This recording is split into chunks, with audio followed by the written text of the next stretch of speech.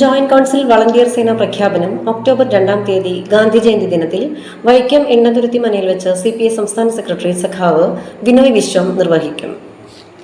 ദുരന്ത സാഹചര്യങ്ങളിലും പ്രകൃതി സംരക്ഷണം ഉൾപ്പെടെയുള്ള സാമൂഹിക വിഷയങ്ങളിലും യുദ്ധകാലാടിസ്ഥാനത്തിൽ ഇടപെടാൻ പ്രാപ്തിയുള്ള സന്നദ്ധ വളണ്ടിയർമാരുടെ സേവനം ലഭ്യമാക്കുക എന്ന ആശയം സർവീസ് സംഘടനാ രംഗത്ത് തന്നെ പുതുമയുള്ളതാണ്. അതിന് സാക്ഷ്യം വഹിക്കുന്നതാകട്ടെ ഇന്ത്യൻ ചരിത്രത്തിന്റെ ഏടുകളിൽ സ്ഥാനം പിടിച്ച എണ്ണതുരുത്തി മനയും എന്നതും ശ്രദ്ധേയമാണ്.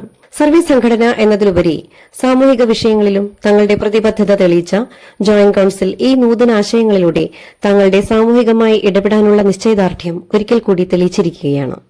2018 പ്രളയ സാഹചര്യത്തിലും പിന്നീട് വന്ന കോവിഡ് മഹാമാരി കാലത്തും ശ്രദ്ധേയമായ രീതിയിൽ ദുരിതബാധിതർക്ക് സഹായം എത്തിക്കുന്നതിനും കൈത്താങ്ങാകുന്നതിനും ശ്രദ്ധേയമായ ഇടപെടൽ ജോയിന്റ് കൌൺസിൽ നടത്തിയിട്ടുണ്ട്. കൂടാതെ പ്രകൃതി സംരക്ഷണത്തിലും വനവൽക്കരണത്തിലും കൃത്യമായ ഇടപെടൽ നടത്തി വർഷം തോറും മരങ്ങൾ നട്ടുപിടിപ്പിച്ചുകൊണ്ട് പ്രകൃതി സംരക്ഷണ പ്രവർത്തനങ്ങളിൽ ജാഗ്രത പുലർത്തുന്നു. ഒരു സർവീസ് സംഘടന എന്ന നിലയിൽ ജോയിന്റ് കൌൺസിലിന്റെ പുതിയ സംരംഭമായ സന്നദ്ധ വളണ്ടിയർ എന്ന ആശയം കേരളീയ സമൂഹത്തിൽ വലിയൊരു വിപ്ലവം സൃഷ്ടിക്കും എന്നതിൽ തർക്കമില്ല.